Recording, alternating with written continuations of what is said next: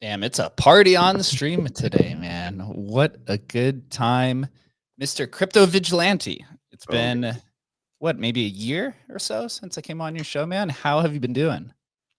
Oh, you're muted, man. You're on mute. There we go. Until then, man, dude, what a crazy time in Bitcoin, huh? With op return, something that's been around for 11 years now at this point, 12 years almost. And we're having some wars, man. Crypto Vigilante, bro. How have you been? I'm doing pretty good. Thank you for having me on. I'm pleasure to be here. I really like the way you guys have always embraced the entirety of the space with Emblem Vault. So big props to you guys for having the insights and to do that. A lot of people haven't done that, haven't embraced the entirety of the space. So I want to commend you guys for doing that. Yeah, I appreciate that. It's tough, moving in between ecosystems because a lot of people are so pigeonhole, or they're so, tribalistic, or they tend to just kind of stick with their meme coins, right? Or with their UTXOs or with their NFTs. And so, you lose community members when you bounce between these different ecosystems because it's just so much information to grasp. But man, without a doubt for me though, the Bitcoin ecosystem has always been my favorite. I think maybe just because it has such a long history that there's always some drama that's happening. But yeah, like right now, correct. I Yeah, I'd agree. love to get your take on the current happenings and what's happened this week, and your thoughts on from your kind of historical point of view, what's going on now and how you view it.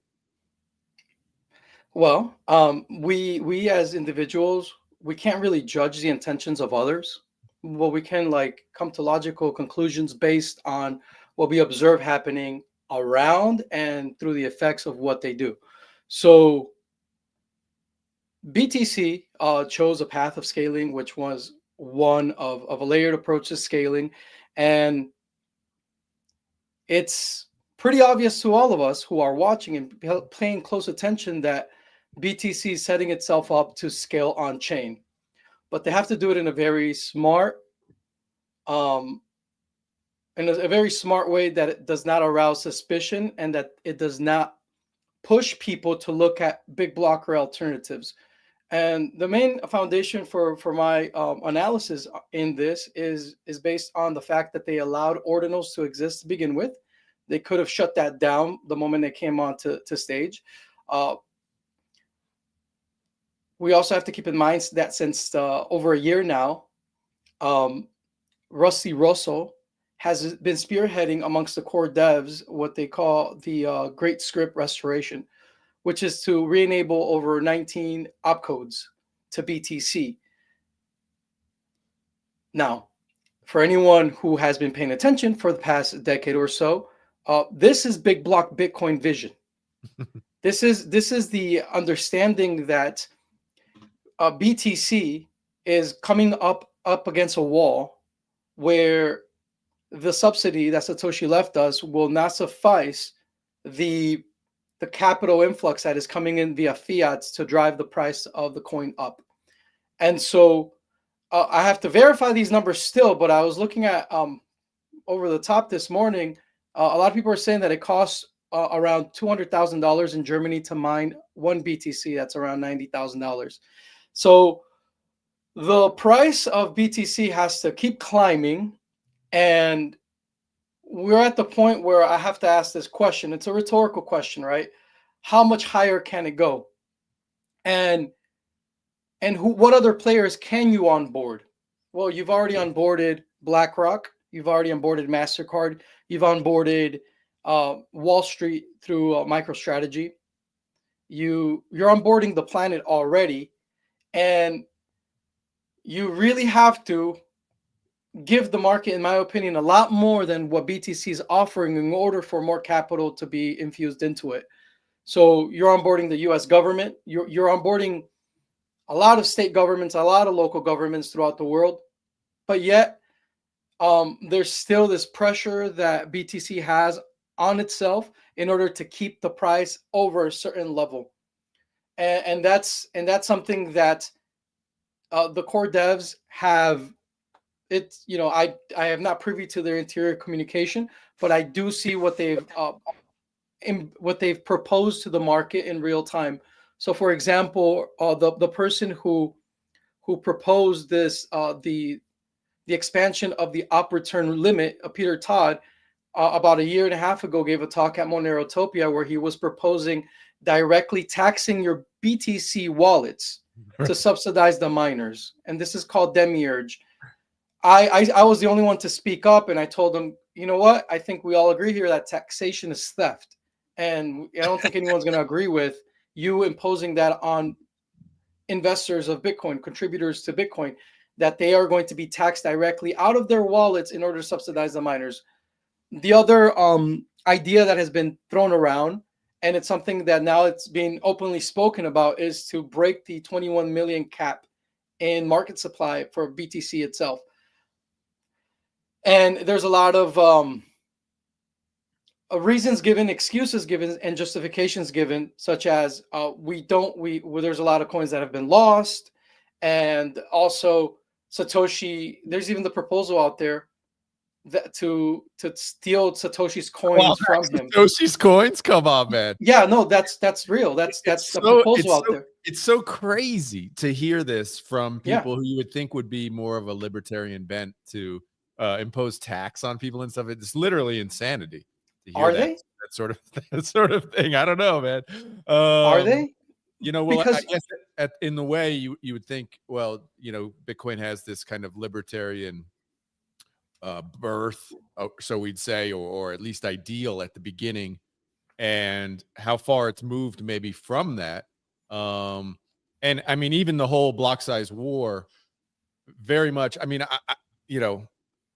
I would say I would take the opposite position of the small blockers, but at the same time, I would admit, and I would say, actually the small blockers were correct in solving the first issue, which is, how do these coins have any value at all? Right? What we've seen in any other attempts, basically, is that they go in the opposite direction against Bitcoin, right?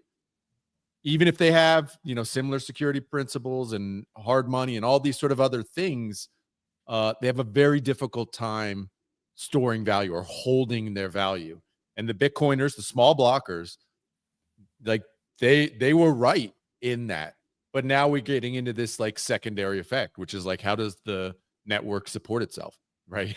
How can we ensure that mine? Yeah, go ahead. This was the crux of the Civil War, was the big blockers had the foresight to see that this was going to be an inevitability in the future.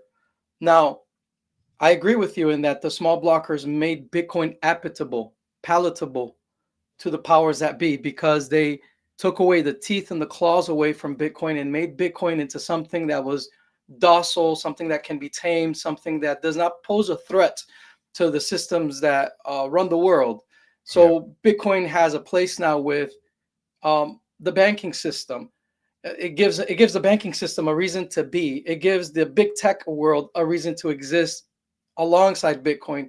MasterCard can exist alongside Bitcoin.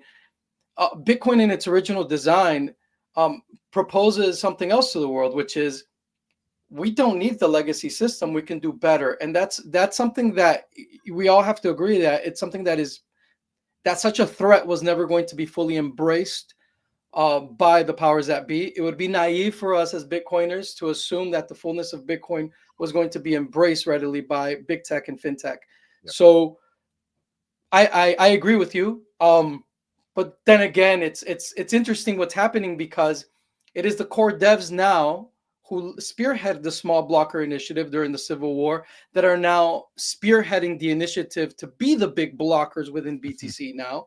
So I mean, think about that though. Is this the genius of it? And I'm not saying any of them are particularly like plan this, but if they Trojan horse it in by making it small block, right? Store of value, Trojan horse it in. Wall Street can package it up in ETFs and sell it.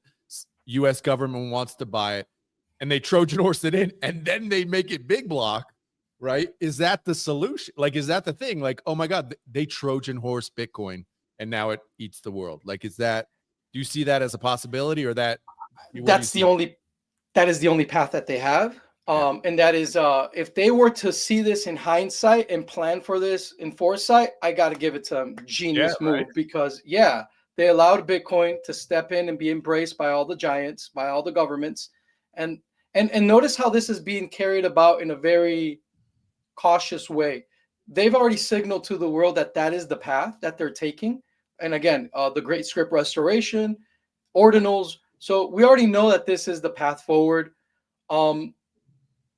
And I think that they have to do it in a very cautious way, because there is already a scalable Bitcoin. There is already a version of Bitcoin that is fully scalable with all of the opcodes. So if BTC has to be very cautious in the way it does that, because if it does it in a way that is too aggressive, then people would ask themselves, well, why won't I hedge myself with a scalable Bitcoin version? Like BSV or even Bitcoin Cash, if you want to argue for that as well. Why wouldn't I hedge for that with a scalable Bitcoin that already exists? And so I agree with you. It's very genius if this is something that they planned out in advance. And I got to give it to them if that was the case. Very good job. You psyop the world into accepting Bitcoin, and now you're on the path to scaling Bitcoin. And I don't see any other path forward for BTC, because there's also a conflict of interest that we have to keep in mind, that they've been selling the world, the VC world, A lot of investors have been sold on this layered approach to scaling. So they still need to cater to that audience in letting them know that their investment was not a sunk cost. They already made a horrible mistake with the Lightning Network, which was a complete flop.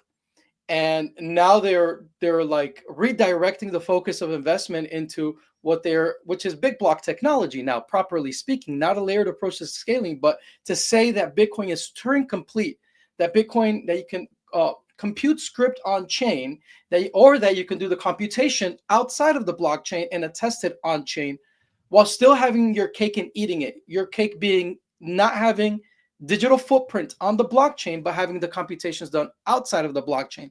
So there is that whole world of venture capital that has invested and reinvested itself into many different layered approaches to scaling. So they have to be, this is the difficulty that BTC faces, is that on the one hand, it's moving in this direction, but on the other hand, they have a rival network that already has everything ready to go. If word gets out by the wrong person who has a little bit too much clout in BTC, that there is a better way of doing things than doing it through a layered approach, that you can do it on chain, then you have now a rival Bitcoin camp that poses a giant existential threat to BTC, where in which this rival Bitcoin group of people that have kept building on chain, building on Bitcoin's original design, this group of Bitcoiners can not only flip BTC theoretically, but in doing so also consume the entirety of the Bitcoin infrastructure. So it's a very right. So what you're saying has to is be very cautious.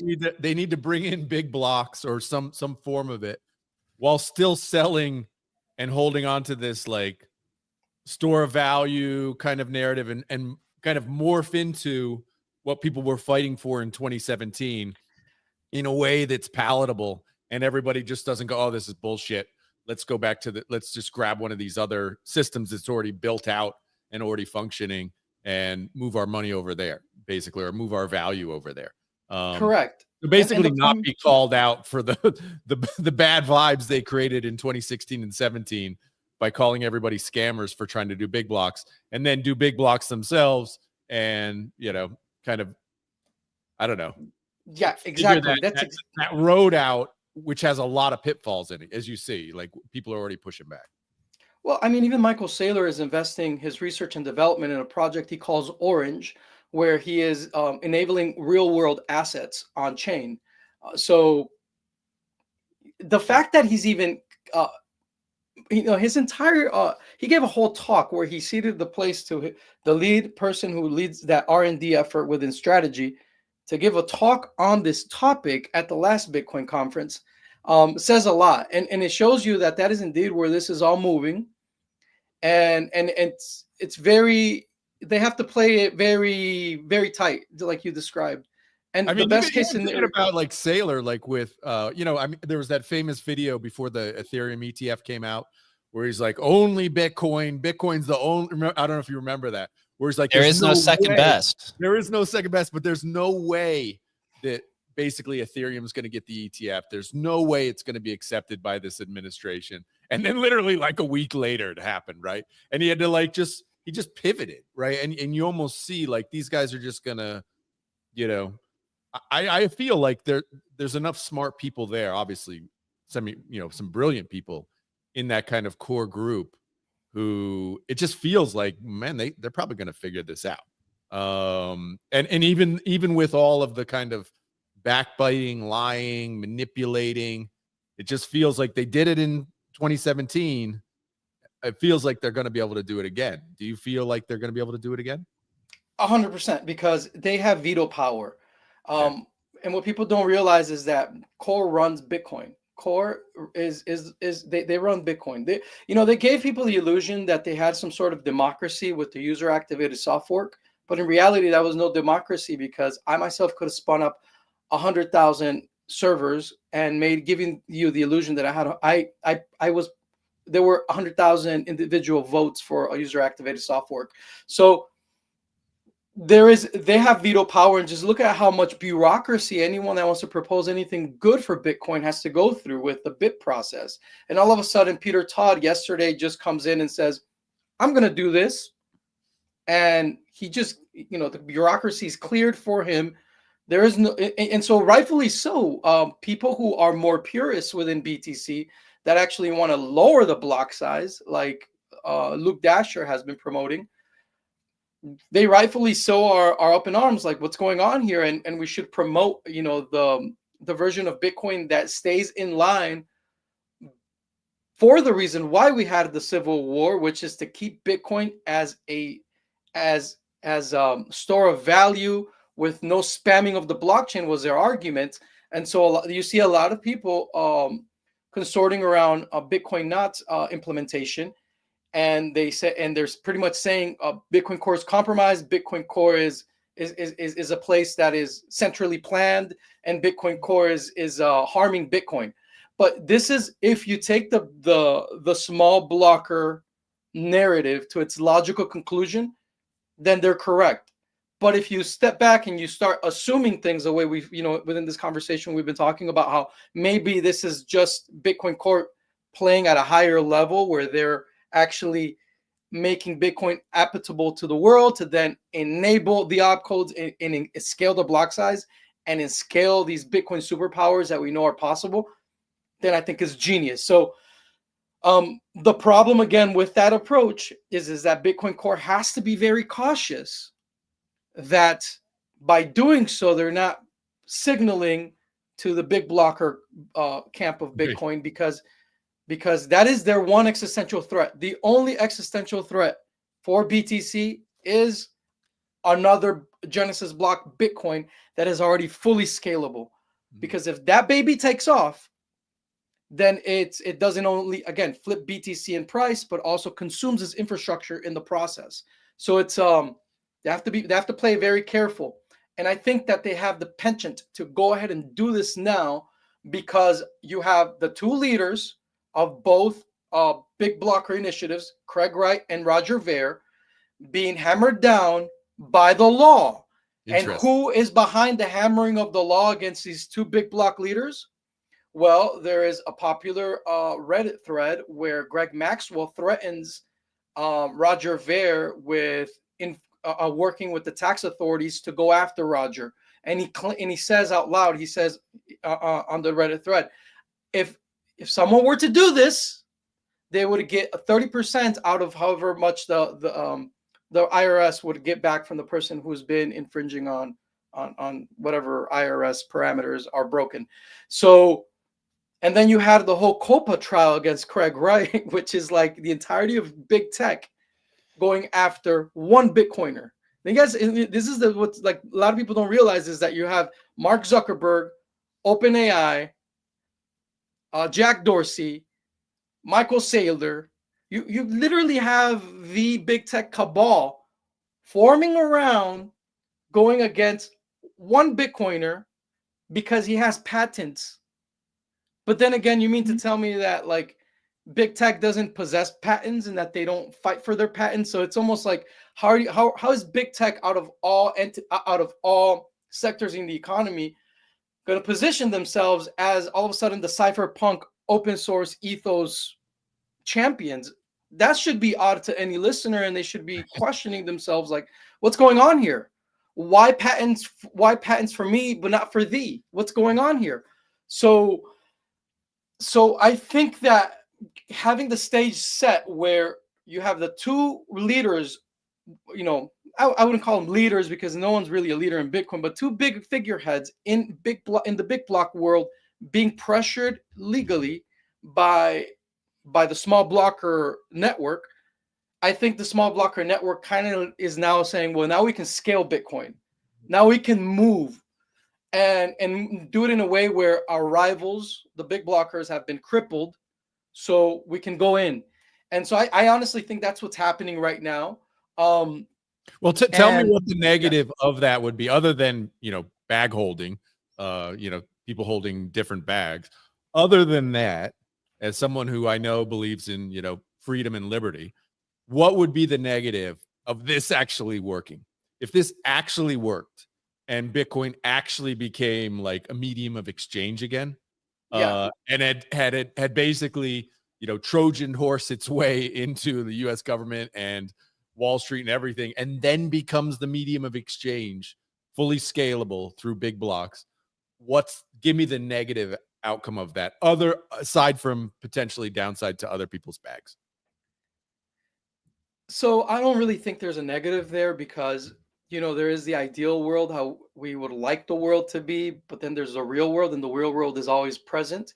And ideally, you would have wanted a Bitcoin, in my opinion, that empowers the people. That is the anti-Samson Mao approach, which is Bitcoin is for the person who lives with less than $2 a day. Bitcoin is for that person in the emerging economy that you go into any plaza in Latin America and they're hustling cell phone minutes. You empower them. That is the user base that we should have all been going after, not the person who has readily available credit, who is within a first world capitals market, the person who is, that person really doesn't need Bitcoin. That person already has the safety net of a welfare state. That person really doesn't need Bitcoin. Crypto has not gone after that world, which is over 3 billion unbanked. Crypto has not helped those individuals out because us in the first world feel like we know better. That's always been kind of like our sin, that we know better. We know how to help them. The truth is that if we have better technology, what we do is just offer it to them and for them to figure things out on their own. That has always been my dream for Bitcoin. That is my goal for Bitcoin, regardless of who embraces it. Now, the problem by the small blocker approach to psyop these elite and have them buy into a harmless Bitcoin to then later on enable the Bitcoin superpowers. The problem with that is that now you have a Bitcoin that is captured. It's a Bitcoin that is captured by big tech and big fintech. And this Bitcoin that is captured now, it poses an opposition to a world where people are empowered. And we find ourselves now moving into a more of a dystopia environment where it's really a corporate proof of stake model, but on steroids, where only a few will have access to I really do hope that what we're talking about comes true, because it still gives an opening to that sector in the market that needs Bitcoin the most. I really hope that this happens, but my dream would have been to have never given these legacy players a seat at the table. Yeah. For Bitcoin to have been a grassroots effort that opposes them, Bitcoin with teeth, and that's why to this day I'm still an advocate for big block Bitcoin. And if not big block Bitcoin, then definitely privacy coins, because privacy coins get us there immediately. Bitcoin with teeth, Bitcoin, aggressive Bitcoin, big block Bitcoin gets us there out in the open by competing out in the open market on a transparent ledger. So I welcome the world as is, but no matter what, that should be our foundation for adoption.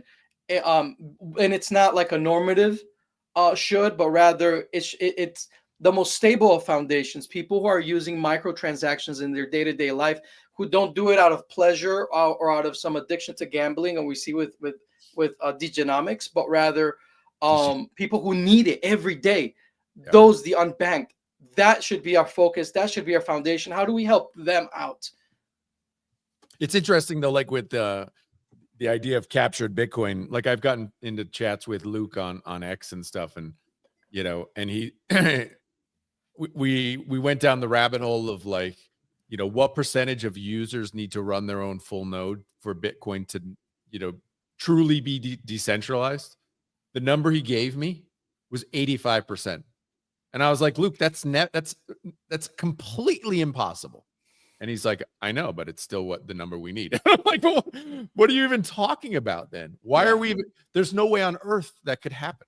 Right. And so some of them, I don't know, there's just like a delusion there of like just the way humans operate. I think at least in Luke's case. And I do think he gave us the means to do that. See, that's the thing that they try to make you forget. He gave us the simplified payment verification, where you as the user or the merchant doesn't have to have a full node. like what you would call the whole blockchain, but rather user has the block header. And like now you're asking yourself, well, do you trust cryptography or not? And if you really do need to verify the blockchain, well, then you can go ahead and do that as well, right? So it's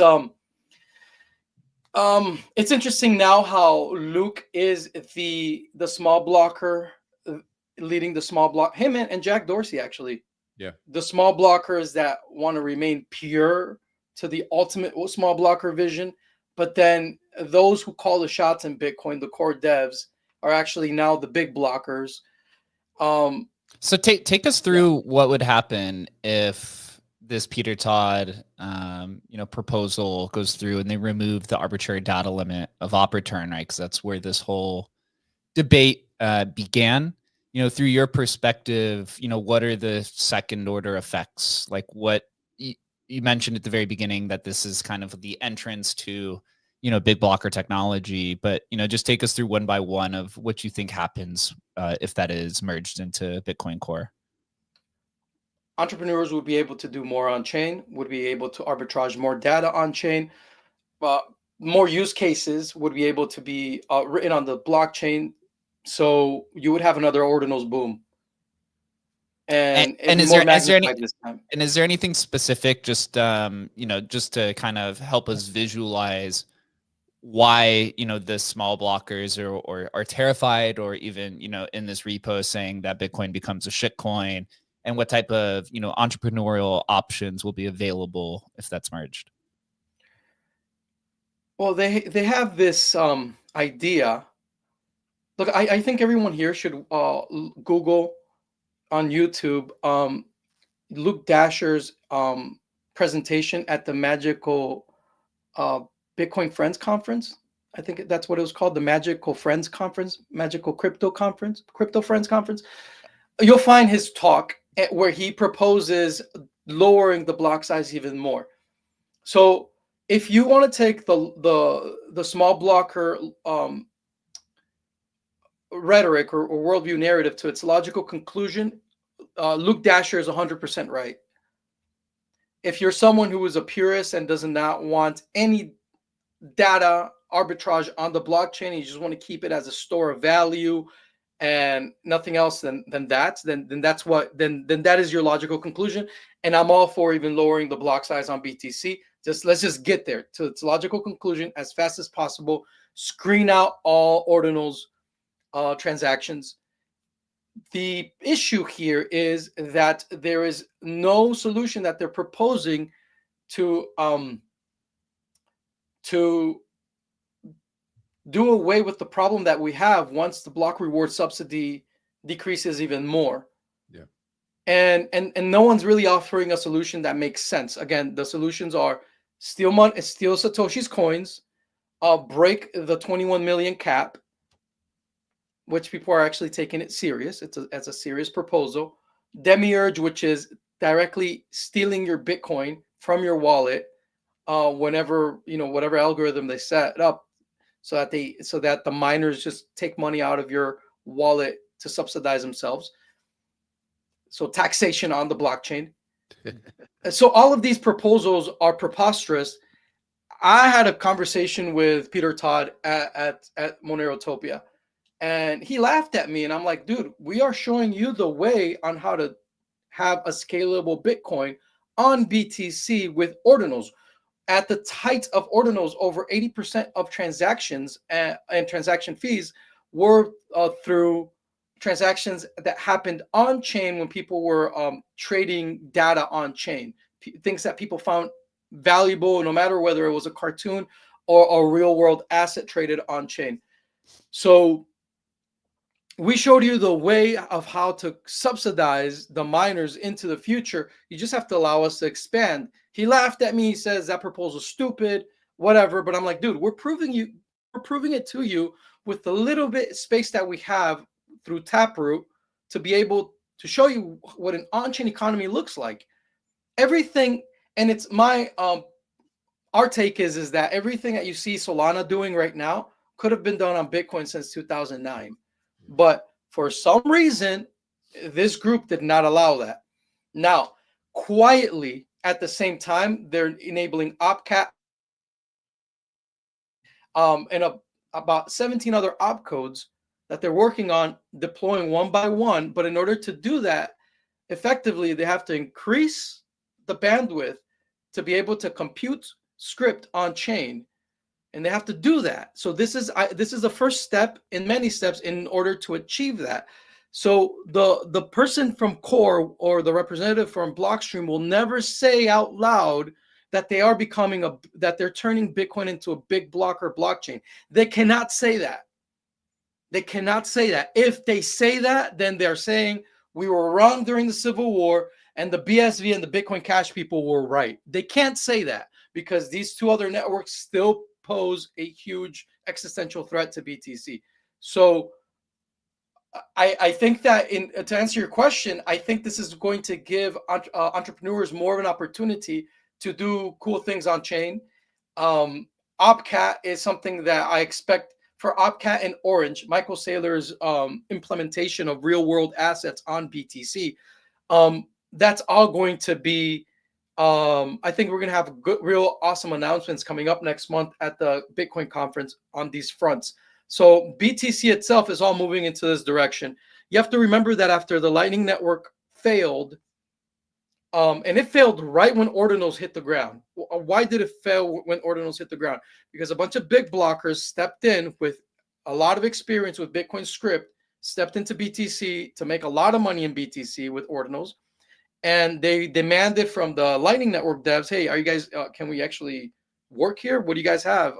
What developer stacks do you have for applications using the Lightning Network? And the answer was, we don't have any. The answer was, go build it yourself. So that moment in time, we had a big problem where a lot of Lightning Network developers left and they rage quit because the Lightning Network is a failure. And so, yes, and so then the big hoorah was, so a couple of developers in BTC, Linus, I think is his name, and Super Testnet, they both got inspiration from a big blocker who him and his crew, in my opinion, are some of the biggest geniuses in Bitcoin right now when it comes to computing Bitcoin on chain. And this is Jiawei Liu and Script, who are from BSV. And so they are inspired by him, and they create their own virtual machine on BTC, and it's called BitVM. The leading implementation of that is called BitLayer. And then they start selling versions of BitVM to the VC world. So now that the Lightning Network is in trouble, they start selling another approach to layer 2 scaling. In order to do that better, you need to enable opcodes within BTC. And lo and behold, the core devs are already in the process of enabling that on the low. They're not really telling anyone about that because, again, this is a PR. It could be a PR backlash. You can't say that you're turning BTC into a big blocker blockchain when you still have BSV with Terranode coming out that is processing over 1 million transactions a second. So, like, you can't do that. You have to be very quiet in the way you deploy things. So then one of the top developers of BSV, Jiawei Liu, steps into BTC, and a lot of the developers from BSV come into BTC, bringing their expertise, and they now position themselves as the teachers to all of these new developers that have arrived to BTC, teaching them about how to compute script on chain, how to work with the UTXO model, because most of these developers come from blockchains like Ethereum, where they're only used to working with the account-based model. And so they're teaching all of these developers, and now you have a whole group. Now there's a battalion of Bitcoin developers that understand what was once forbidden to say, that Bitcoin is Turing complete, that Bitcoin is a Turing complete machine, meaning that Bitcoin is original design as given to us by Satoshi. When you scale that Satoshi version, you have a super computer ready for you to right into it, whatever you want. This is Bitcoin with teeth. This is Bitcoin with claws. This is dangerous Bitcoin. This Bitcoin is very dangerous to the establishment. It's Bitcoin with microtransactions that serve the first world. So how, again, you can't say these things out loud. I'm one of those renegades that say these things out loud. And I guess that's just part of my branding. So now you have Xiaowei Lu, you have the guys from Unisat, you guys have the guys from DotSwap, the guys from Ordinal's wallet coming into BTC, and now they're looked upon as like the leaders of how to scale Bitcoin.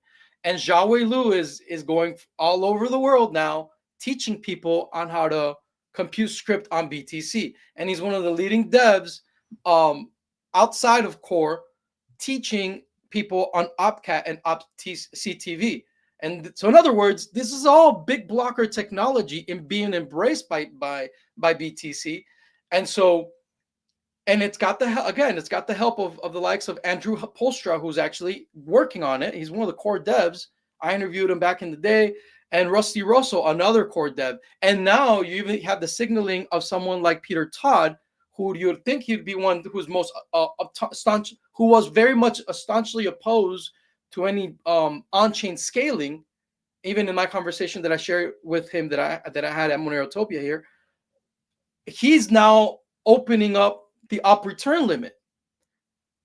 So that's what's happening here, guys. What's happening here is that that's where we're going. And like what Adam said earlier, which was like his logical, I think that's very smart of you, Adam, to actually come to that realization right away, because believe it or not, it's taken a lot of people a long time to come to that realization that, oh my God, this is probably what these guys did to begin with, which is that they made Bitcoin docile, something tameable, something that doesn't have teeth, doesn't have claws, something that is not aggressive to the powers that be. Let the powers that be embrace it. And once it's embraced, wake this animal up. And that very well could be what is happening. It is the only path available to BTC. A lot of people would say, no, Raf, you know what? The only opposition that I see to what I'm saying is this. Raf, sure, everything you're saying is right. They are the core devs and all of these people within Bitcoin are moving in these directions by enabling opcodes with the great script restoration that they're calling. But you don't really even need that, because you have blockchains that are already scalable like Solana, with like Project Zeus, where you can just wrap BTC and have BTC in Solana enjoy the architecture of a scalable blockchain. So it's so yeah, we are in a place where anything can happen. I honestly wasn't expecting this, that they would be so overt in doing what they did a couple days ago, but it is happening. And so Raf, let me ask you this then. If BTC, you know, if the initial plan was to make it, as you claimed, docile or, you know, friendly to the traditional system, so that it wasn't an immediate threat to things like MasterCard and Visa, et cetera, and now it's viewed as the store of gold, or at least this is the way that TradFi is marketing it. Do you think that they would back something like OpCat? Do you think they will back these opcodes, or do you think they will be, or do you think they'll be against it because then it goes against what their current branding is of Bitcoin, and therefore then, you know, it takes away from the Bitcoin ETF and then flows to some of the other ETFs because it comes much more similar to something like an Ethereum and a Solana. Not obviously the same thing, but from a marketing standpoint to the average individual, you know, that would be taking away from the digital gold aspect and having it as something more similar to a smart contract like platform, you know, has some downstream effects. I think they already know what Bitcoin's capable of, because if you study Project Hamilton from the Boston Fed, which is the CBDC for the commercial market, that was actually it was one of the core devs that was hired to spearhead this initiative. So core devs were involved in creating the CBDC for the Boston Fed, Project Hamilton. His name escapes me right now, but the name of the dev that was spearheading this effort. So they're not unfamiliar with what scalable Bitcoin's capable of. They're just being very smart in how they deploy it to the world. So what Project Hamilton does is that it gives you programmable Bitcoin without proof of work, but it's the architecture of Bitcoin, UTXO. It gives you, it's the same architecture as Bitcoin, scalable, programmable, microtransactions, where your money is programmed. So, we don't like your political view. Well, we can program that, you don't have any of these tokens left, in your wallet. So that idea is out there. The powers that shouldn't be are already embracing. They already understand these technologies very well. This is a game now of how to. This is a game of information, guys. It really comes down to us as people who are Bitcoin and crypto natives to educate ourselves on what it was truly that Satoshi gave us. So really, this is just,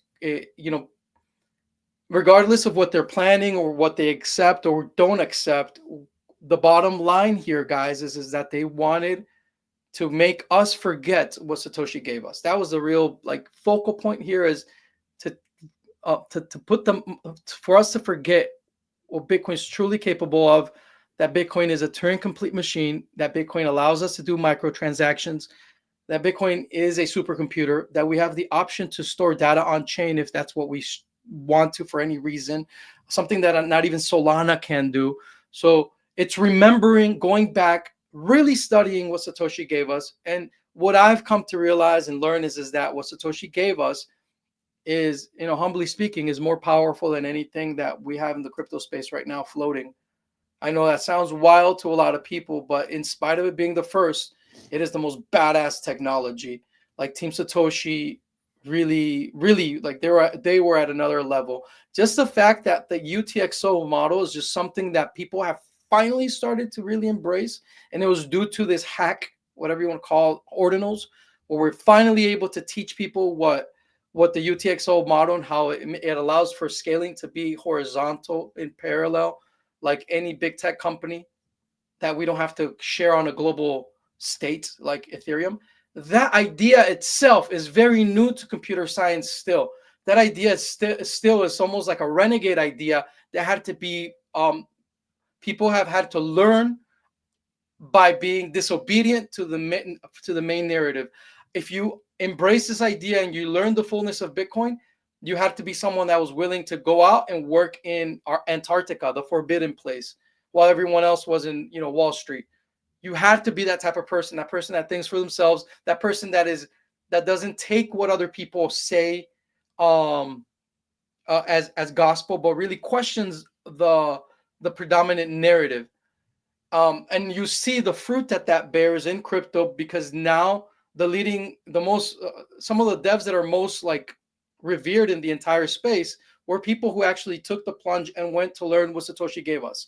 It's like Xiaowei Lu, that now is in BTC, and he's the dude that everybody looks up to regarding Bitcoin Turing completeness. I had him on my show alongside who was the reference person, Super Testnet, and Super Testnet said on my show that his inspiration comes from Xiaowei Lu, and Xiaowei Lu explained how what Satoshi gave us is like a jet fighter, and what they took away from Bitcoin in the form of BTC, it became almost like a wagon, in comparison to the jet fighter that Satoshi gave us.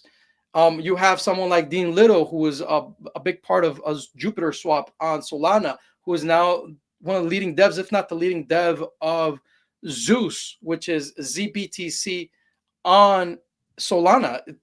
What he was able to do is that he turned Solana into a BTC, into a Bitcoin node, into a Bitcoin SPV node, where that in itself is the most badass second layer for BTC that you could ever fathom, because you have a fully robust blockchain that scales like Solana, giving Bitcoin the superpowers that Bitcoin should have had. So that is something very commendable. But where does Dean come from? Also BSV. So it's almost like the best thing anyone can do in crypto, if you really, in my opinion, if you really want to be ahead of the competition, ahead of your peers, you have to go and really study what Satoshi gave us. Really go back and study the code, study the architecture Satoshi gave us, and that's what's going to give you an edge in any network in crypto. as we're seeing in Solana and BTC with the examples I just gave you. So, did I answer your question? Yeah, totally. One thing I think that you've kind of pointed out here too is like, and this is I would actually have a different opinion where you're like, the core devs could never kind of admit that that big blockers were right, or that big blockers was the only path forward with Bitcoin. I actually think that, and I've seen it a million times in crypto and all over the world, really. It's not a crypto thing. People can absolutely be hypocrites. Absolutely. And it can still, people will just human nature, like they'll be able to flush it under the rug that they fought against something, tooth and nail, and literally ruined people's careers and drove them out of Bitcoin in order to push this small blocker narrative, and then go completely opposite, go big block, and people will just fucking whoosh it away. It's like they'll be able to, I'm just saying they'll be able to do that, and there won't be these massive repercussions, in my view. I feel like they'll be able to do that, and people will be mad who know the history, like you or me or whoever, and may feel slighted and call them hypocrites and be like, this bullshit. But in the end, the majority of the world would just fucking wash it away. Like, oh, well, this is the way we're going now. You know what I mean? It just feels like that will happen. Like they won't be called, they'll be called out a little bit, but it won't be like a massive shift, if you know what I'm saying. Yeah, I mean, and to go back to Jake's question, like in order for him to do that, well, I mean, BlackRock already signaled that the 21 limit is a question that could change, right? The 21 million cap on BTC can change. They already said that on their promo video. BlackRock runs 4 out of the 5 biggest mining operations in BTC. So no matter what they do, they have to do it in a way that is organized and does not it does not enter into any conflict with their existing portfolios. What we can expect, and which is reasonable, is for there to be rivals in the market with a lot of money that will like to be the black swan in all of this. That's very plausible. It could happen. There's a lot of money to be made there.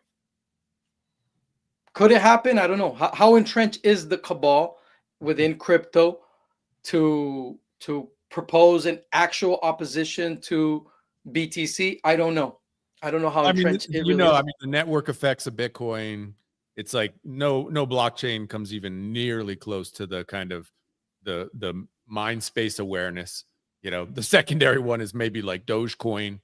I mean, like I'm Ethereum. Most people have no idea what Ethereum is. Like most real normies, right? Don't have any clue about, these other blockchains. Like it's Bitcoin and then there's nothing.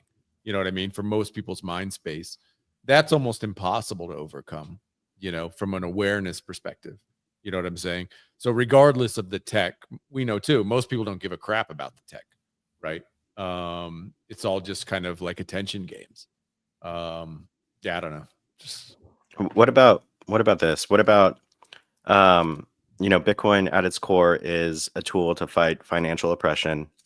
And after all these years, regardless of number go up or semantics of who was right, who was wrong, and kind of where we are today, as a tool of financial oppression, is the world better off today with Bitcoin, stablecoins, the industry existing than it's ever been before? Or how do you feel we are in terms of a global fight of financial oppression? We're definitely better off. I think that what we have to realize is that BTC and the stable coins that run the market, you can see them as cushions for eventual real disruptive technology, cushions for real disruptive technology to land. So in a sense, the PSYOP, whether it come by way of BTC actually scaling, or now that this idea of a cryptocurrency is something that is accepted by the world, this opens up the opportunity for others to come in and be disruptive. So Did I answer your question? Yeah, and just kind of, I mean, I think that we've just made so much progress, and it's easy to get bogged down in the weeds within the industry of like, not everything's perfect, but we've made so much progress. We've made like infinite progress to get here where we are today. And we, it wasn't guaranteed that we would be here today. So however we got here today is the most important thing, whether they were playing 4D chess or not, and they foresaw that they would eventually need big blocks, or if we just got lucky and we ended up in the position that we are today and we are going to kind of merge to big blocks. The only thing that actually matters in reality is that we did get here. And then we have the opportunity to make another move to go forward. Whether that brings more financial security to the world or not, we'll have to see. But we actually did get here, which kind of seems like the most important thing of all time. Yep. And I just think that, it's really easy to kind of get distracted with all these different communities, everyone kind of having their own self-interest, trying to pump their own tokens and everything else. But a world without Bitcoin, even if it's flawed in today's design, is like 100x better improvement than a world without Bitcoin. And so I think it's just super important that we got here. Yeah, I agree. And so, which brings me back to like that which is always there for us, which is privacy. It's regardless of what happens out in the external world of Bitcoin and these transparent ledgers that are competing in the open market, the fact that we have privacy coins, that alone gives me a lot of peace of mind, knowing that we have these technologies to be able to survive in any worst case scenario. So that makes me very happy. And granted, we still can do a lot more. There's a project, for example, called CryptoKit Radio. I think it was CryptoKit Radio. I'll send you guys a link in a little bit, where they were sending Bitcoin in 2014, 2013 through ham radio. Yeah. That was incredible. And something that I think in Europe people could be using right now. So yes, I agree with you that in terms of market adoption, I'm happy we got here. However, I'm one of those guys that want to remind people that there's a lot more to Bitcoin that we should not forget. We should study, like this aspect of being able to send Bitcoin through ham radio. That cannot happen in BTC right now, because BTC doesn't have an architecture for SPV, for simplified payment verification, that is robust or well defined for people to be able to send microtransactions via ham radio. That's not possible in BTC, but you can do it on other implementations of Bitcoin. And it gives me hope that if they do scale Bitcoin and they allow for microtransactions again, then we'll be able to have a more redundant Bitcoin that doesn't rely just on the internet. One question, and this is kind of a thought exercise I've had with not only Bitcoiners, but especially when I go to like a Litecoin conference and we're talking, like the last Litecoin summit I was at, and they're trying to like get adoption and stuff. And I'm like, guys, just lean into like payments, just be, a payment layer, get on board. Basically what BTC was trying to do in 2012 and 13, which is you get Microsoft to accept Litecoin, and you get your local store to accept Litecoin, and but they kept focusing on like number go up technology. And I'm like, it just feels like, and in the same way, I'll roll it back into privacy coins. Like privacy coins, would you be happy if Monero or Dash or whatever you're using as a privacy layer just stayed flat and became like widely accepted? Or does it always have to be based on, number go up? Like, how do you look at that from like an adoption curve? Does there always have to be a number go up aspect to these things for them to get widespread adoption? First and foremost, the people who we should have been going after as the primary base of users were people who needed these technologies the most. Like I said already, people who need these technologies in their day-to-day life. And it's not just the person who needs to buy, drugs on Silk Road. No, I'm talking about the person who's selling tacos in the corner on some Mexican street. That person who's unbanked, instead of walking on with a wad of cash, that puts himself vulnerable to any criminal. If you were to be able to exchange sats, or Monero, I think that's a better that is a solution to that pain point that a lot of people that live in the world that are unbanked have. So no, necessarily we don't see. That's not even my. I personally don't care if number go up or doesn't go up in regards to adoption, because I agree with you 100%. Adoption is the most important thing. For example, my buddies and I, two of my friends and I, we onboarded over 70 businesses in Austin, Texas to Bitcoin in 2012, 2013. So over 70 businesses in downtown Austin, Texas were taking Bitcoin as payment. So it's like, I'm totally with you. We need these technologies to be adopted by the people, because again, otherwise you get very flaky user base. You get like degens who really are there, but not really a base of people who actually need the technology. Or you get the crapshoot of like who, how much infusion of institutional capital will be thrown into Bitcoin or crypto. And then at that point in time, how much can you do for the protocol once these giants own the majority share of the protocol? And that's kind of like where we're at, because if this is a big a discussion that some people are having on the back end, I'm going to share with you guys, which is this: BTC has no choice but to scale. We all agree with that. BTC has no choice but to scale. Even the Bitcoin Core devs, like I've said, they're already getting ready to roll out 19 opcodes. Peter Todd, out of all people, are expanding the size of the op return.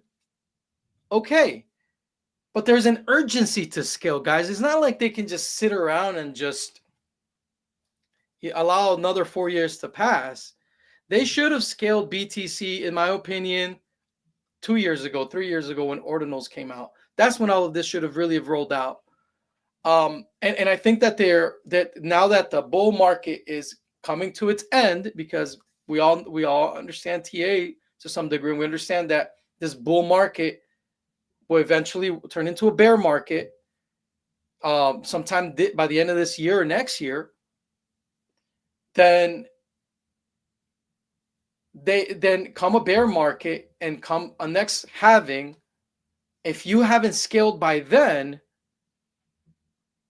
a second layer won't suffice, won't meet the demand of the miners.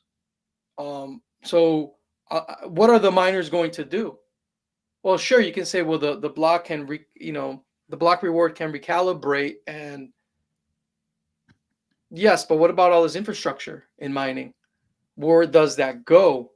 And remember, there are scalable Bitcoin options out there that are also SHA-256 that are ready to receive these miners, that are nonstop working on creating use cases to embrace this mining architecture. So what's going to save Bitcoin overall? It's going to be Bitcoin itself. And so I think the core devs are late. Look at how much pushback we're getting right now from a lot of small blockers, a lot of people in BTC. There's a lot of pushback happening to Bitcoin Core right now. I don't think that's going to stop. I think that's going to just augment in volume, in noise. And I honestly think Core is late to the game. I think they're late to scaling Bitcoin. And remember also that this is moving more and more out of their hands, because players like Sailor, BlackRock, governments like the U.S. government are now owning this protocol more and more each day. And these people are not necessarily, as smart as native Bitcoiners. So how much will they, what is it that they will actually allow to scale in the future? And that's the big question. Is like, you have to do it now before the network gets out of your hands. And that's it gets very political. And I think it's a huge mess. Guys, this is a huge mess. Mostly, you know why it's like such a huge mess? Because Bitcoin development became political in its nature. It sees, and I hate to say this out to the world, but I'm sorry, guys, but it stopped being decentralized as people would want to tell you, because the user activated soft forks were easily to Sybil attack, as I already explained, and because ultimately the core devs have veto power, and having that veto power puts them in the position of control over the network. And that's why this move from Peter Todd, which received no bureaucratic backlash from their inner circle, is something that everybody jumps at, because you have a lot of propositions that have been given in Bitcoin history that have had a lot of bureaucratic push, like BIP 300, BIP 301 in recent times. That's Paul Storks, or more recently Opcat. Opcat has had to deal with some bureaucratic push, and so it's very telling. Yeah, it's very yeah. telling. So it's almost like, I honestly think BTC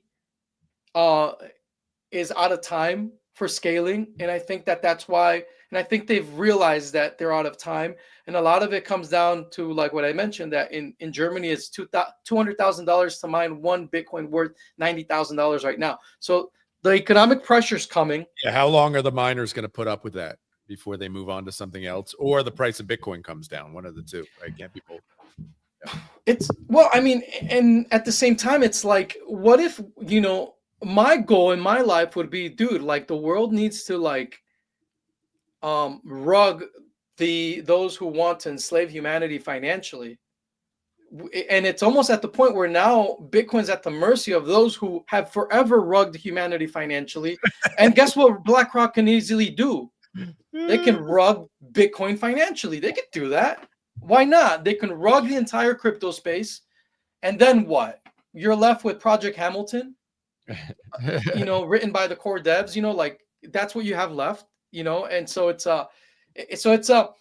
this is what's mind-boggling to me is that the Bitcoin opcodes and the Bitcoin superpowers that they took away from BTC, you find them in Project Hamilton.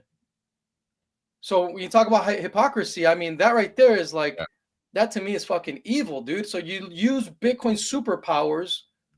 You take away the Bitcoin superpowers from the people, but you give them to the CBDC from the Boston Fed. Like, yeah, what's going on? And so, yeah. So, if you really want to stay on the sidelines of all this BS, privacy coins, Monero is the way to go, because it's just a peaceful place where people are creating, economies that scale in the open market, that are free from this coercion and this, politicking. So yeah, it is what it is, guys. I mean, see, the thing is that right now we don't know what to expect, because we know that the core devs have lived under many different pressures. One of the pressures that they had to live under was the pressure of the constant threats from Craig Wright, for example.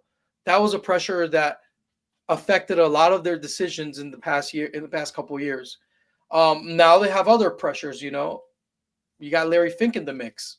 How are you going to answer to his desires and needs?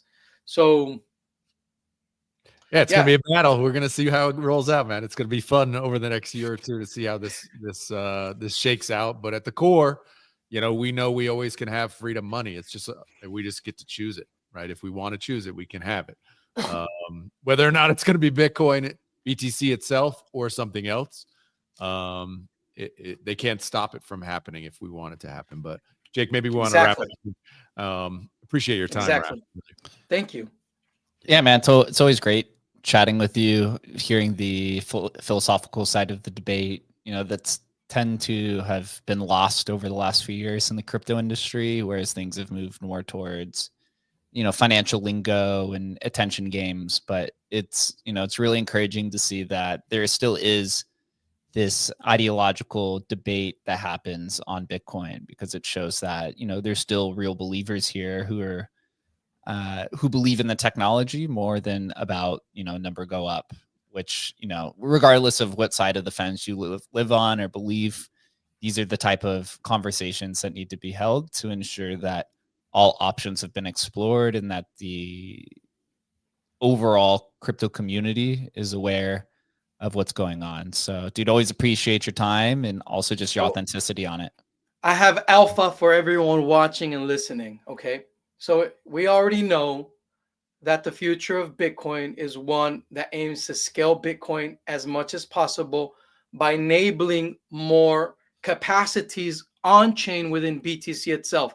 That is not argued anymore. We understand that Bitcoin has Turing complete capabilities on chain. That's not a point of contention. That all the core devs, they all agree on this. We all agree on this. The whole Bitcoin universe agrees on this.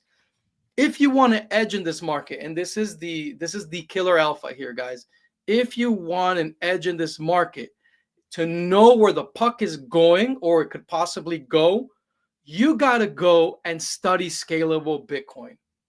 You got to study scalable Bitcoin. See it as a test net, as a sandbox where all of these opcodes have already been enabled. Go over there and look at what they're working on. Look at what they've discovered about Bitcoin. Because believe it or not, that is exactly where the fountain of inspiration is coming for BTC. Bam. The alpha has been said. Crypto Vigilante, always a great time. Raf, you're a beast. I appreciate everyone for joining us. Later today, we are doing a live stream with Luke Wright, who's a big Litecoin and Bellscoin advocate, speaking of UTXO. So we'll be diving into the world of AI.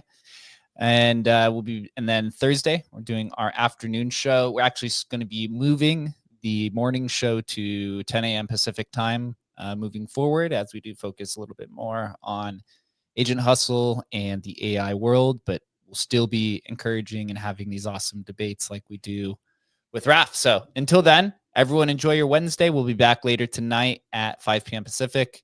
Stay safe out there and have a good one. Thanks, you guys.